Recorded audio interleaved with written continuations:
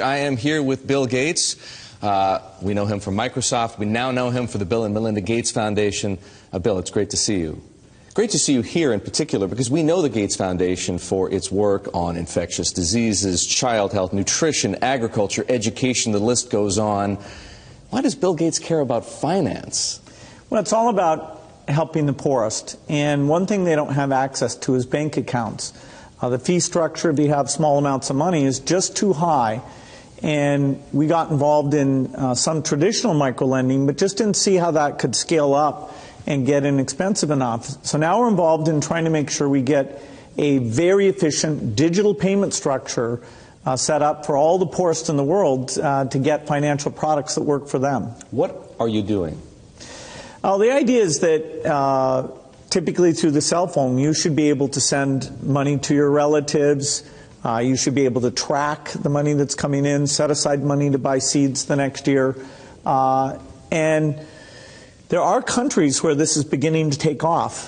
Kenya, Bangladesh, even Somalia, maybe the last country you'd suspect up in Somaliland. Almost half of the GDP is done digitally. I don't need to tell you that the poor have been unbanked for as long as there have been banks. Why is this time different?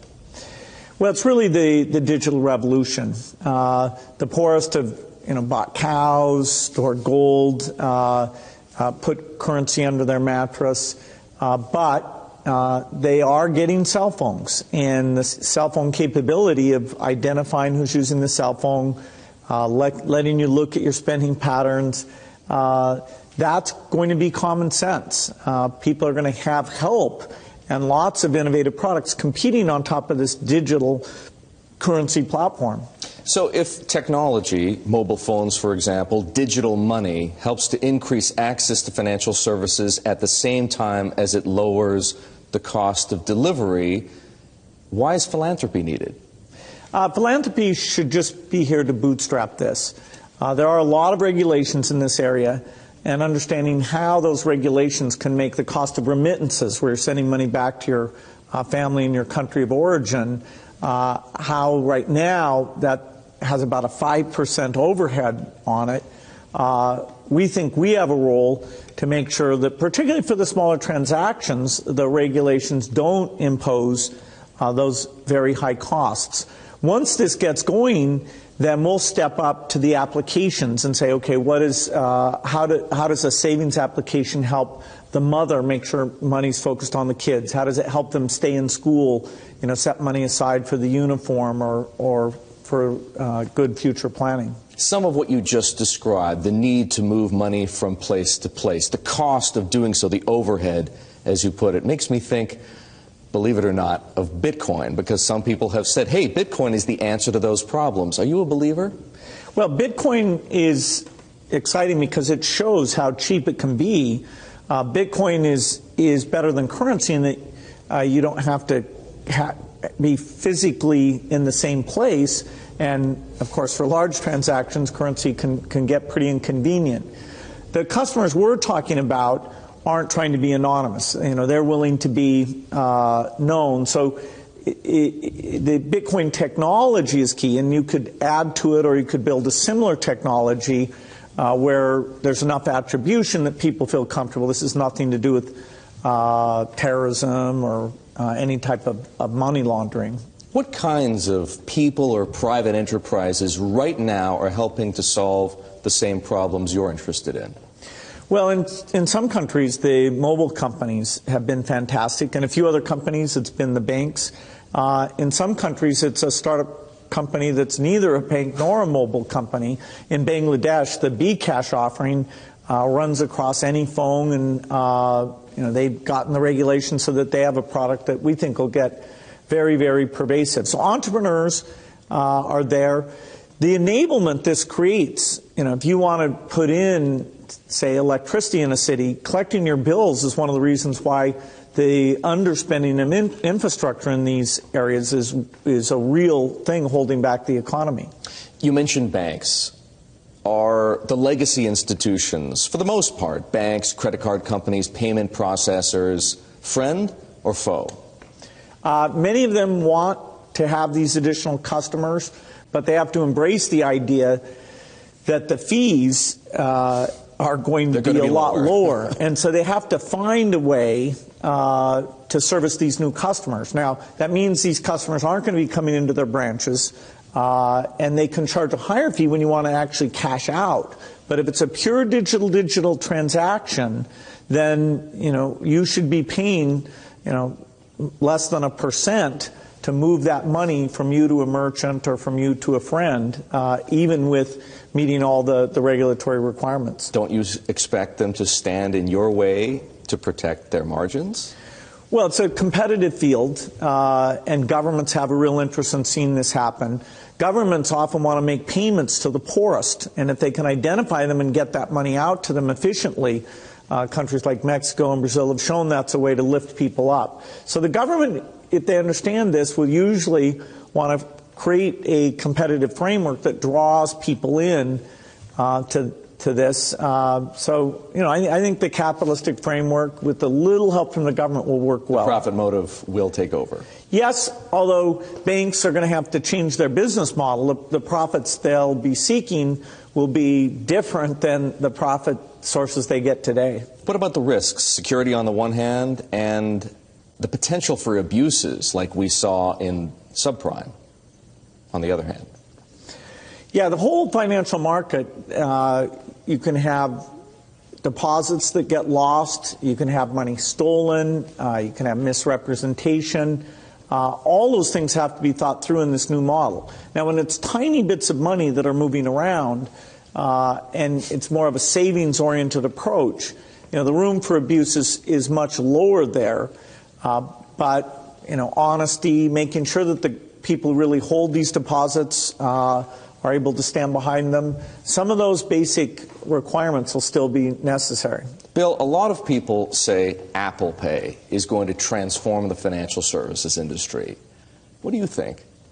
Well, Apple Pay is a great example of how a cell phone that identifies its user in a pretty strong way lets you make a transaction that should be very, very inexpensive. So the fact that in any application I can buy something, that's fantastic. The fact I don't need a physical card anymore, I just do that transaction, and you're going to be quite sure about who it is on the other end.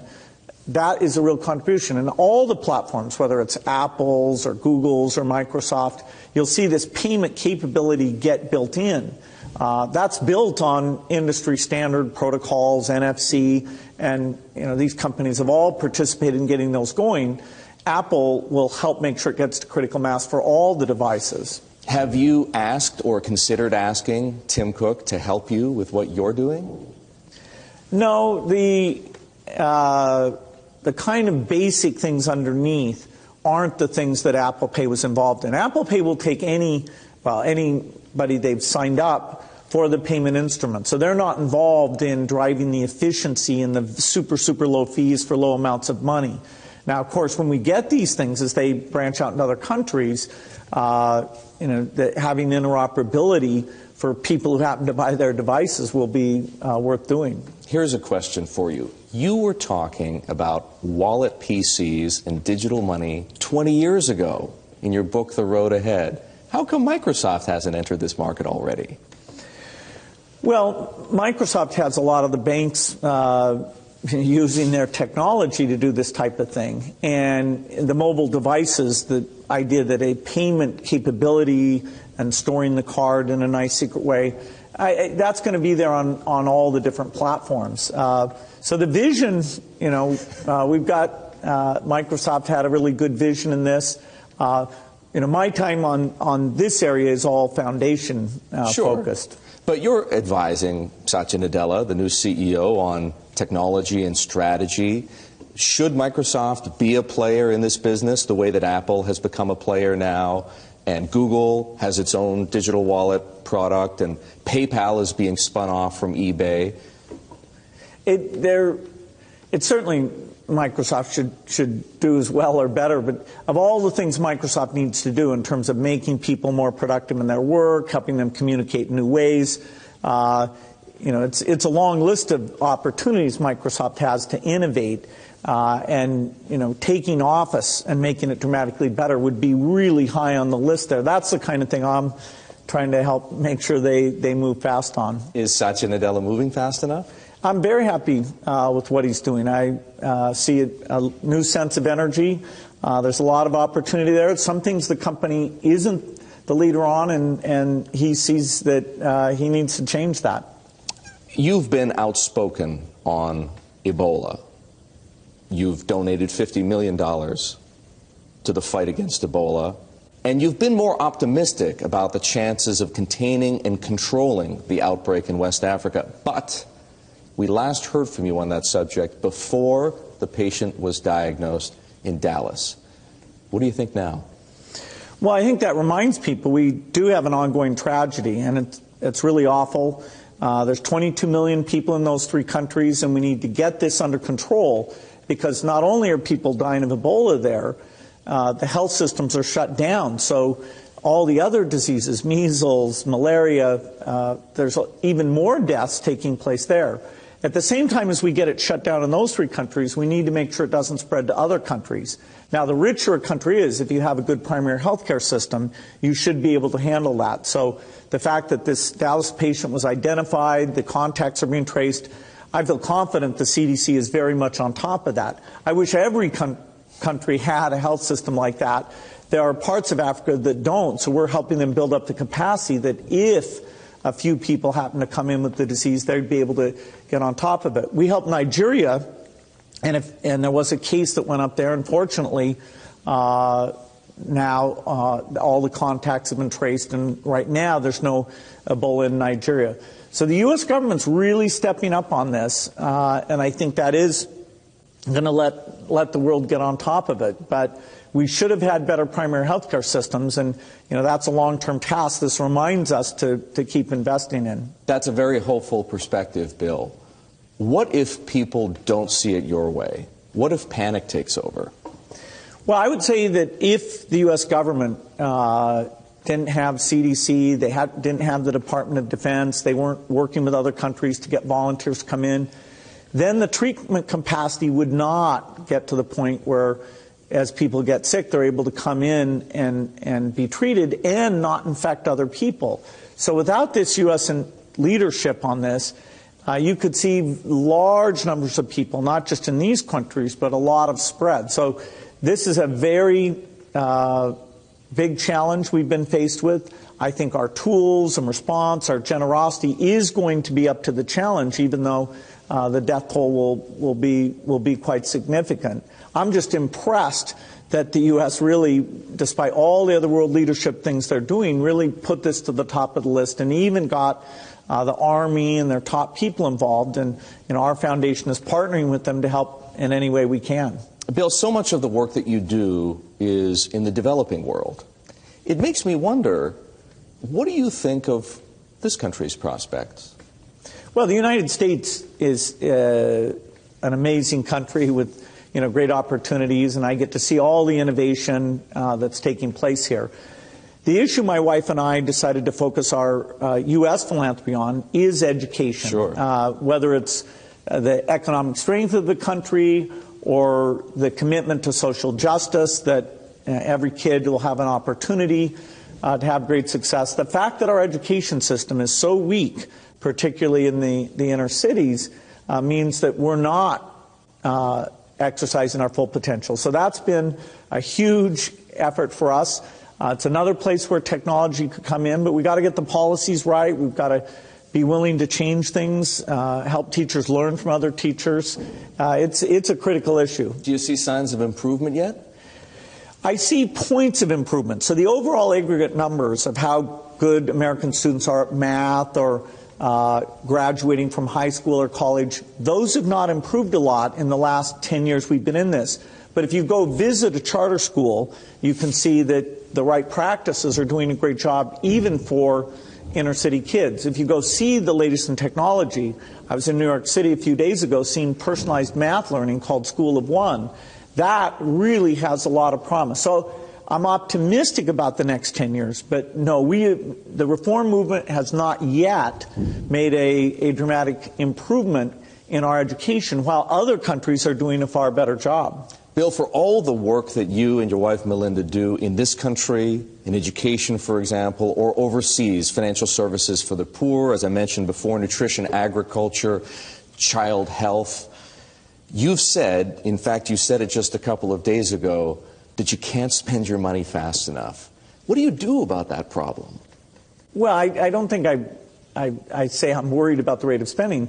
We've picked important problems, and we are lucky that we can help provide resources to the very best scientists working on malaria, the very best people going out in the field and working to finish polio eradication. Despite all these challenges that Nigeria has with an election coming up and Boko Haram, even the Ebola that was solved there, we think in the next year we'll get the number of polio cases down to 0. And that would be the last country in Africa that we've never eliminated polio in. So we're moving fast to reduce childhood deaths, improve malnutrition, and a lot of that's funding science, a lot of it's funding heroes who go out and actually deliver to those in need. I have one last question for you. Will we see you courtside at the Staples Center cheering on the Clippers with Steve? I'm not a guy who spends a ton of time watching sports games, but my friends who own teams, I enjoy spending time with them. So, at some point, probably. All right. I want to thank you very much for spending time with me here in Boston, talking about an issue that's very important to you, financial services for the poor. There are bankers here whom you need to talk to. I know they're waiting to hear from you. Bill Gates, co-chairman of the Bill and Melinda Gates Foundation.